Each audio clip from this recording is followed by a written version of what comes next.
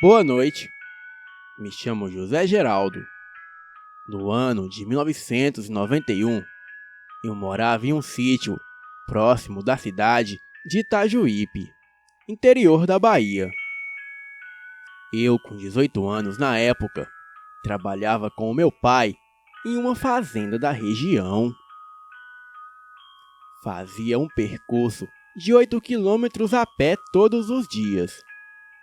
Eram 4 quilômetros para ir para o trabalho e mais 4 para voltar.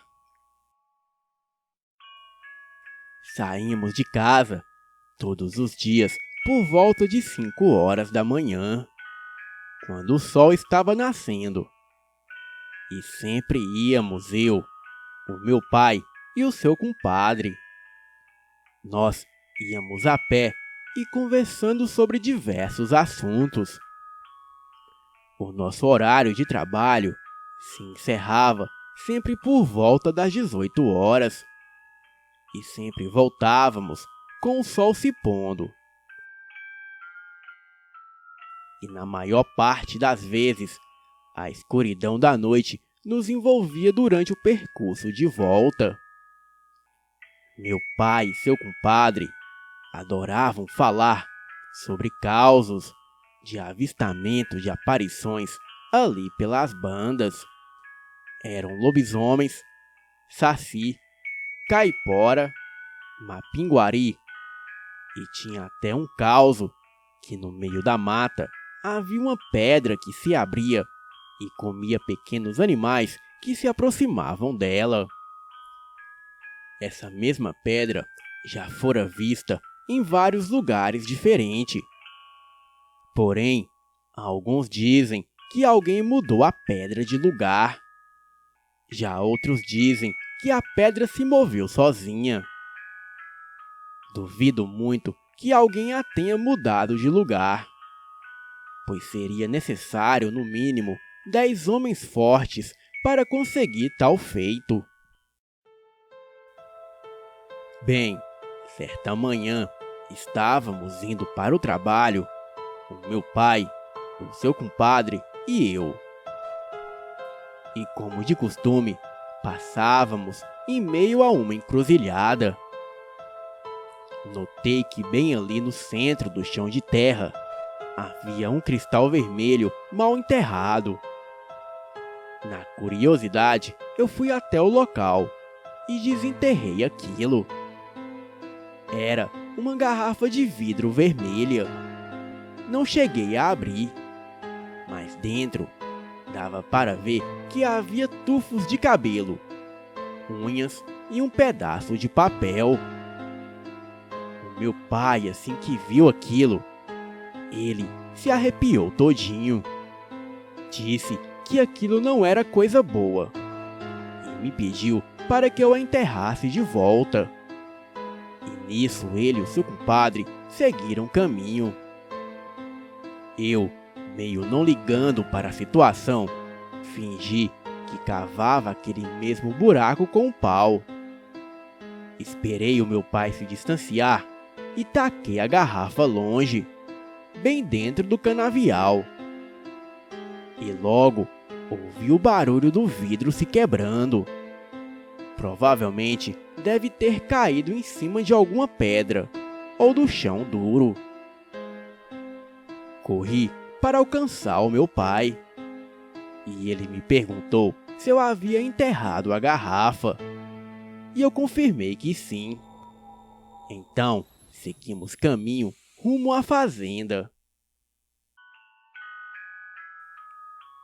E por volta das 15 horas, o patrão pediu que o meu pai e o seu compadre ambos pegassem o carro de boi e fossem até a cidade levar o queijo e o leite para o armazém.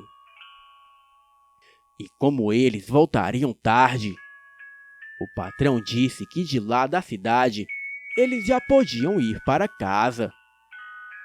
E o meu pai podia deixar a carroça com os bois em nossa casa e levar de volta no dia seguinte.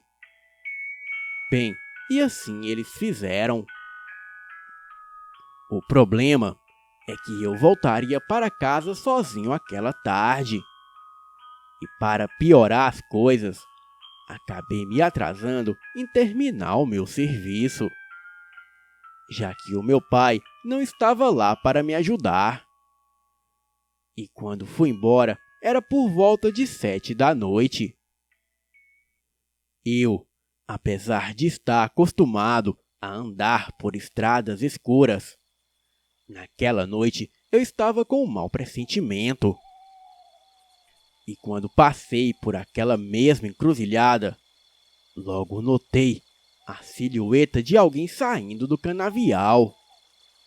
Me aproximei e logo percebi que era um garotinho, de mais ou menos uns 6 anos de idade.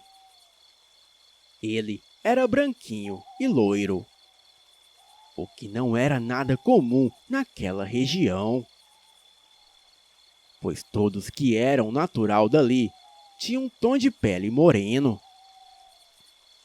Então, logo notei que ele estava perdido.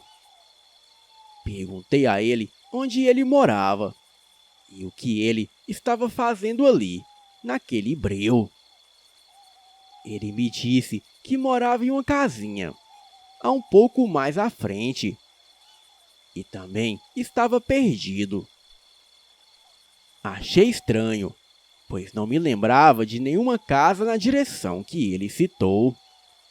Mas como eu estava com pressa, coloquei o garoto nas costas e segui caminho.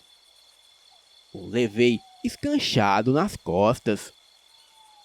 Suas pequenas mãos estavam em volta do meu pescoço, e os seus pés em minha cintura, e a sua cabeça estava apoiada no meu ombro, bem ao lado da minha, de maneira que eu podia sentir o ar de sua respiração. Durante alguns minutos de caminhada, fui reparando que o garoto ficou mudo, e o que eu perguntava, ele já não respondia mais. E também foi ficando pesado. O seu tamanho já não era mais de um garotinho. Parecia que eu carregava um adulto nas costas. Um calafrio foi me subindo pela espinha. E piorou quando aquele ar de respiração do garotinho passou a cheirar enxofre e se tornou um ar muito quente. Notei que de suas mãos em volta do meu pescoço saíam garras negras enormes. E quando olhei para os seus pés, não eram pés normais. Eram cascos de bode. As suas pernas também estavam peludas, como se fossem pernas de bode.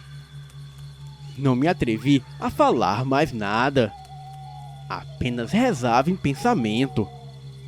E aquela coisa foi ficando cada vez mais pesada, a ponto de fazer as minhas pernas tremerem. Desesperado, soltei aquela criatura e saí correndo.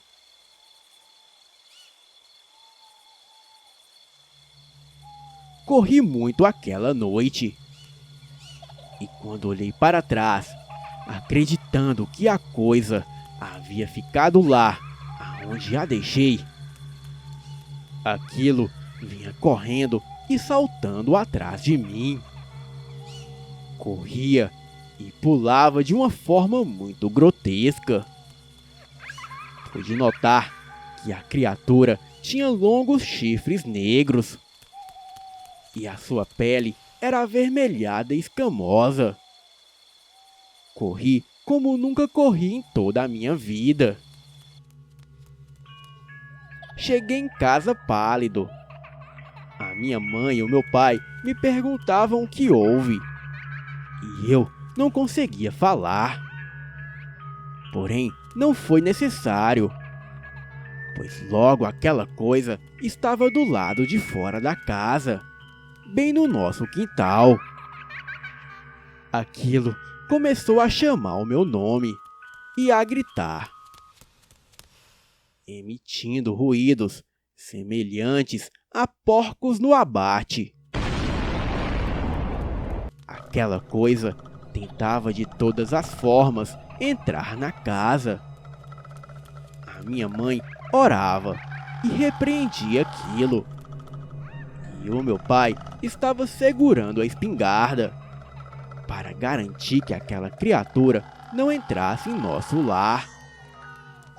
A minha mãe, mulher de muita fé, já não aguentando mais toda aquela livuzia, pegou a Bíblia e saiu lá fora repreendendo a coisa.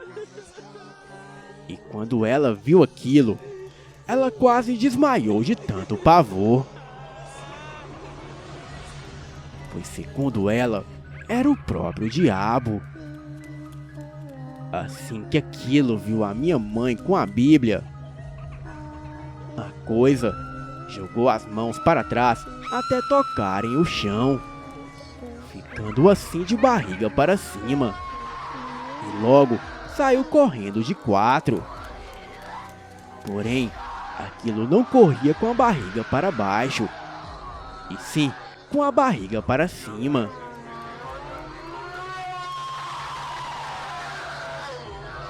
E ainda corria de ré, numa velocidade fora do normal.